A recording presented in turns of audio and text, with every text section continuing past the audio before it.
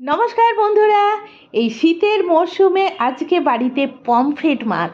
হ্যাঁ, মাছগুলোকে আমি প্রথমে ধুয়ে নিয়েছি, এরপর নুন হলুদ মাখিয়ে নিচ্ছি। আর আগে থেকে রেখে দেওয়া মাছ ভাজার তেল, সেটাকেই গরম করে এই মাছগুলো ভেজে নিচ্ছি। হ্যাঁ, মাছ ভাজার যে এক্সট্রা তেল থাকে ওই তেলগুলো আমি বাটিতে রেখে দিই, আবার যখন পরে মাছ ভাজি ওই তেলটাই ইউজ করি।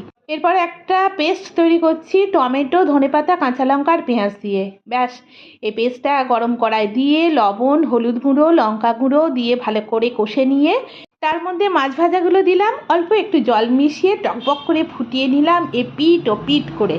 ব্যাস, গ্রেভিটা ঠিকঠাক মাপের হয়ে যেতেই গ্যাস অফ, অন্য বলে ট্রান্সফার। হ্যাঁ, আমাকে তো সকাল সকাল বেরোতে হবে, তাই ভাত বেড়ে ফেলেছি, সঙ্গে পালং শাকের ঘন্ট আর পমফ্রেট মাছের তেল ঝাল।